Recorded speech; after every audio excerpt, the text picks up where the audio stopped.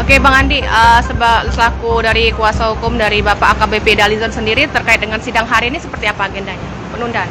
Ya, seperti yang kita tahu tadi di persidangan bahwa rekan-rekan dari JPU kan belum siap untuk membacakan tuntutan. Jadi mereka minta ditunda 1 minggu dan disampaikan di depan persidangan, dan hakim pun memberi kesempatan sekali lagi. Jadi artinya kalau tidak siap pada minggu depan, maka mungkin ya artinya tuntutannya tidak ada. Jadi artinya mereka belum siap. Oke, siap. Jadi memang kita berarti menunggu dari kesiapan JPU juga sampai minggu depan seperti itu ya Bang ya? Karena memang itu kesempatan terakhir. Setelah itu kan nggak ada kesempatan lagi gitu. Jadi itu kesempatan terakhir buat JPU untuk menyampaikan tuntutannya terhadap terdakwa Dalizon.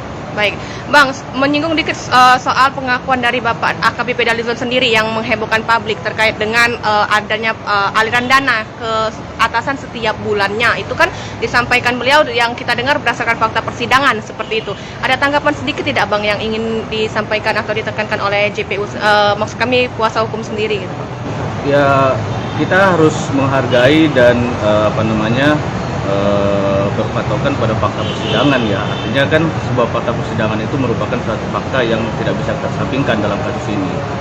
Karena itulah yang sebenarnya yang dialami oleh yang bersangkutan terdakwa, baik dia dialami pada saat dia terhadap perkara ini ataupun terhadap perkara yang bersangkutan. Jadi ya itu yang harus kita telusuri gitu. Kita coba mungkin penegak hukum yang lain juga, harapan kita kan ini kan merupakan suatu petunjuk gitu ya. Artinya kalau dilakukan pemeriksaan lebih lanjut, kemungkinan kan setidaknya ada klarifikasi kan seperti itu. Apakah yang disampaikan oleh terdakwa persidangan itu seperti apa hasilnya.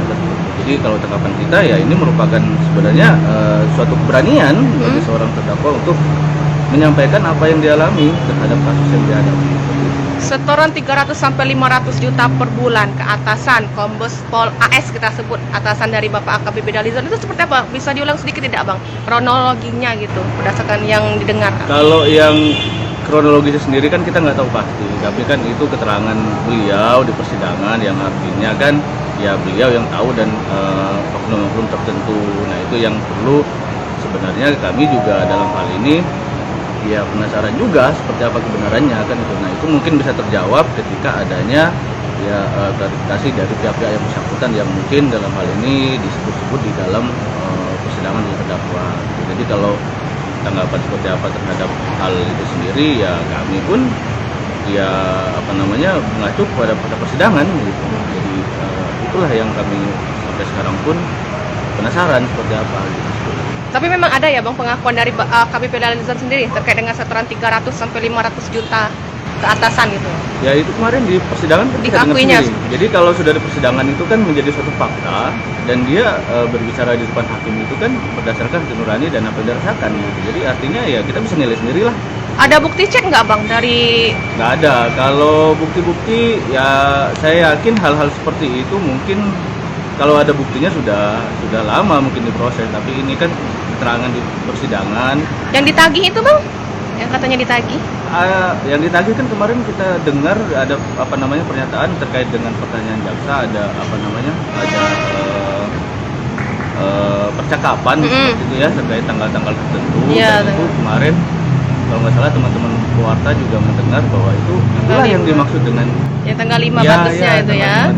Oh, oke. Itu sebenarnya yang mungkin yang dimaksud oleh terdakwa. Jadi semacam ada rutinitas gitu yang kita simak ya kemarin di persidangan seperti itu. Dari kuasa hukum sendiri, ketidakhadiran Kombes Pol AS sendiri selama persidangan itu seperti apa tanggapan? Ya tentu dalam hal ini kan suatu pengungkapan menjadi tidak seperti yang kita harapkan. Karena harapan kami dengan adanya semua saksi yang terkait, semua pihak-pihak yang sebenarnya waktu itu disebut di persidangan juga memberi keterangan. Jadi semua jelas kalau memang toh ternyata itu merasa tidak menerima atau melakukan seterusnya ya sampaikan gitu di muka persidangan sehingga kita tidak bertanya-tanya yang mana yang sebenarnya, kemudian apa sih sebenarnya yang menjadi inti dari setiap fakta-fakta dan kemungkinan yang mungkin akan terjadi. Oke, pertanyaan terakhir nih Bang, minggu depan tuntutan gitu ya, harapannya apa nih Bang?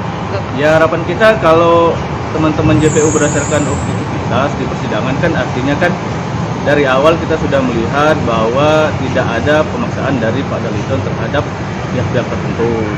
Dia hanya menjalankan tugas dan kewajibannya selaku seorang kasubdit, dan dia tidak pernah bertemu secara langsung baik sebelum atau pada saat proses pemeriksaan. Nah itu kan dilakukan oleh anak buah, oleh para kanit, mulai dari pembentukan LI dan seterusnya.